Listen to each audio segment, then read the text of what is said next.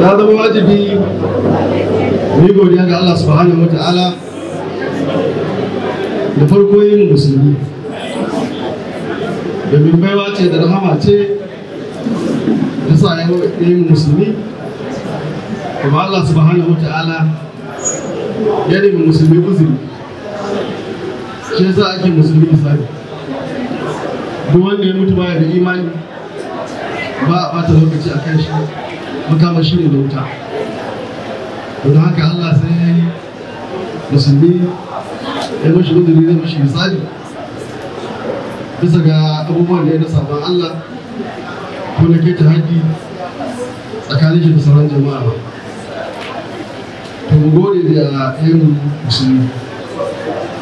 Na biyu, addinin ma ba zai yi wasu da tarbiyya. Don haka abinda ake yi a gyara ne da tarbiyya, kuma wanda suka aminta suka amsa wannan kira na a gyara ɗabi'unsu da tarbiyyarsu, to dole da annabi na farko da ina taya su murna, domin Allah subhanahu wa ta'ala mai yafiya ne akan dukkan al'amari. Kada mu kai girman laifin da muke ma Allah mu dauka shi gafurur rahim ne, ko min laifi aka da dama Allah da yafiya. Mu kalli nauyin kisa, wato kisan rai a musulunci, da yadda Allah ya haramta zubar da jini. Kuma mu kalli mutumin da ya kashe mutum 99 daga ƙarshe cika ɗaɗɗarin, kuma Allah ya mashi rahama saboda nadama da ya yi da tuba. Domin haƙƙin na Allah ne, kuma babu tarin laifin da za a yi wanda in yi so ya gafara ba zai ba. Domin haka kada ku kalli girman laifin da kuka yi, ku ɗauka ku bayan Allah ne masu kwaɗayar rahama shi. Muna roƙon Allah wannan tuba ta ɗore. Na biyu, mu musulmi muna da ƙalubale fara da gaske a wannan zamani, domin mun ɗauka yin sallah hamsu salawa ta kawai shine nauyin da Allah ya ɗora mana, kuma ce da halin mu'amala da haƙƙin al'umma, wanda akan shi ne kuma za a bada misali. A yau ƙasar da aka yi saman Allah ga yawan mutane ita ce ƙasar China, domin yawan al'ummar ƙasar China idan ka raba duniya kashi 6 suke da kashi 1. Suna da kiyasi mutum biliyan 1 da miliyan 600, amma da yawa daga cikin mutanen masu ma yarda da Allah ba, sabon shi suke. Abin da muke diga a yau musulmi da ke ƙasar China ba su wuce mutum miliyan 20 ba. To amma a wajen maganar ɗabi'a da tarbiyya akan abin da suka yarda cewa al'ada su ce ba ta yarda da shi ba, ma addinin ba. Yasa irin mu'amala tsakanin namiji da mace ma akwai abin da in ka saba zai za su yi maka hukunci. Jama'a kada ku manta, kwanan nan muka tura yara daga jihar Katsina karatu a ƙasar China su 68, kowace ƙaramar hukuma mutum 2. To a yau an dawo da yaro guda. Laifin da ya yi daga wata yarinya ɗaliba ya mata magana ta kisa wa shi ya bugi zuwa wancan. Kamara ta ɗauka ta kai shi ƙara wuri 'yan sanda, aka kama shi daga inda aka tsare shi sai Najeriya. Muna nan mun shirya za mu tura wani, tun da dama abinda muka ka'ida da su shi ne duk wanda ya laifi suka koro shi ko ya bar karatun zama ɗauki wanda ya zo daga ƙaramin hukumar mai da shi ya kakkamu kuma ya gurbin shi. To a Najeriya irin wannan laifukan da wanda suka wuce su guda nawa ake wanda ke birge mutane ba ma ɗauki sa matsayin wani abu ba. Yau a ce wanda bai da addini shi ke da wannan ɗabi'a, a ce mu musulmi ba mu damu da ita. To don haka ne a yau abin da ake a nan foundation da aka kafa na gyara al'umma, domin tarbiyya makarantar ta farko ita ce wurin uwa, saboda haka waɗannan mutane 10 yau ‘ya'yanmu ne, danginmu ne, ƙannanmu ne, mu karbe su cikin al'umma kuma kada mu kalli abin da suka yi baya ko da muna iya gane ko su wane ne daga cikinsu. Dukkan mana masu sabon Allah ne ko masu rutsan shi ne masu faɗin rahama shi. Sannan ku sani addinin nan namu da muke takama da shi musulunci mutum guda aka aiko, amma a duniya gaba ɗaya abin ya mamaye, saƙon ya isa ko'ina. To don haka ku da Allah ya sanya kuka gane hanya, kuka san wanda ke kan wannan hanya, ya zama wajibi gare ku da ku jawo hankalinsu, kuma wannan abin ku yaɗa shi domin ya zama darasi ga waɗanda ko da wannan abin ya zama sanadiyyar da zai sa su nadama. Muna fatar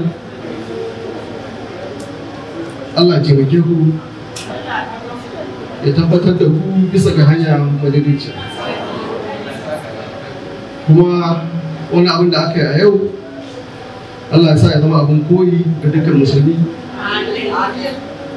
Sannan mu da muka taru wannan wuri da waɗanda suka asasa wannan abu da duk wanda suka bada goyon baya har da wanda ta kawo labarin kafin a zo da aiwatar da wannan abubuwan, muna roƙon Allah subhanahu wa ta'ala ya biya dukkan bukatunmu, ya mana rahama, kurakuran da muke mishi ya muna, ya ɗora mu akan daidai.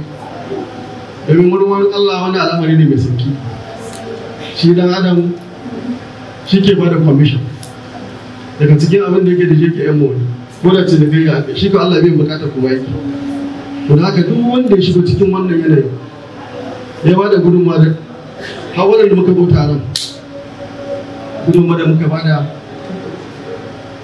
Allah ya amshe ta a matsayin gudunmawa ya sa ta kan mizani da kuma taimake mu baki ɗaya.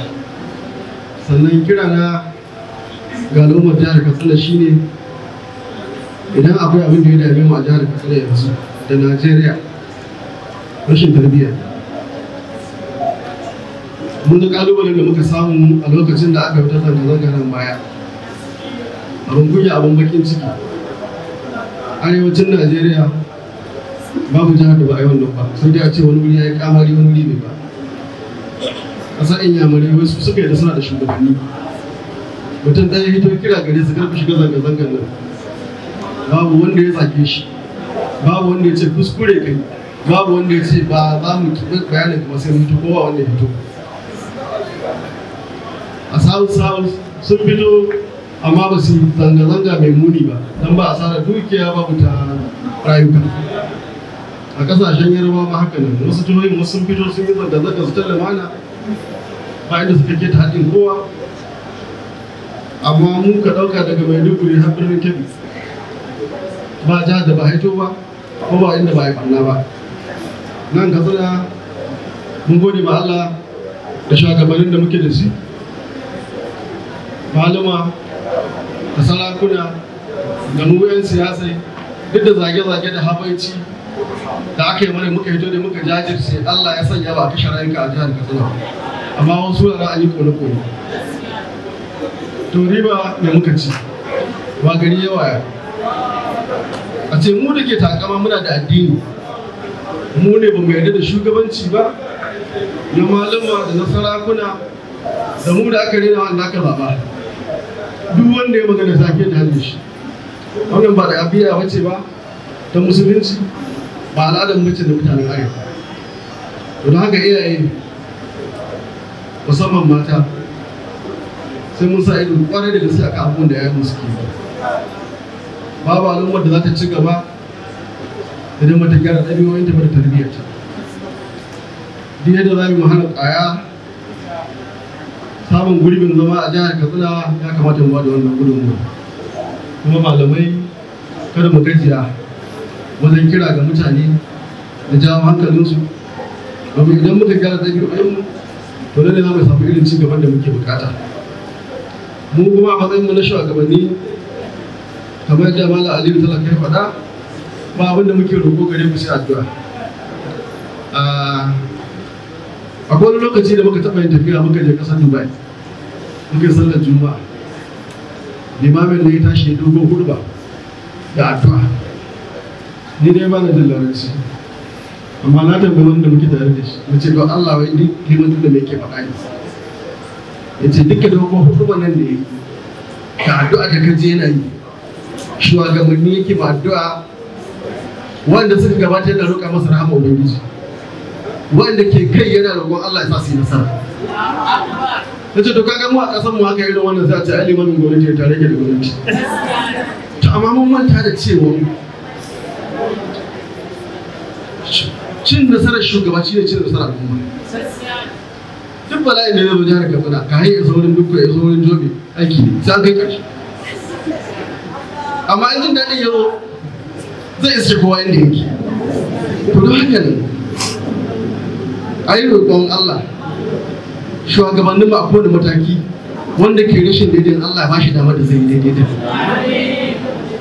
shi da cin nasarar daga nan da aka zaɓi shugaban maganar siyasa ta ƙari idan kana jayayya da katin zaben ka sai lokacin da aka sake zagaiwa sai ka yi amfani da dama ka yi hukunci ne wanda kake so amma duk wanda aka zaba a kan kowace tuta ya zo kowane bangare aka ba shi to mai addu'a Allah sa ya nasara domin idan ya yi nasara to al'umma ce suka za su amfana da nasarar shi to da ƙarshe akwai babu isasshen lokaci muna godiya ga ubayayenmu Allah ya kara miki lafiya da ƙwarin gwiwa da kuma ƙara baki damar da zaki asasa fiye da waɗannan abubuwan da kike a yau domin taimaka ma al'ummar mu da musulunci baki ɗaya duka wanda suka zo wannan wuri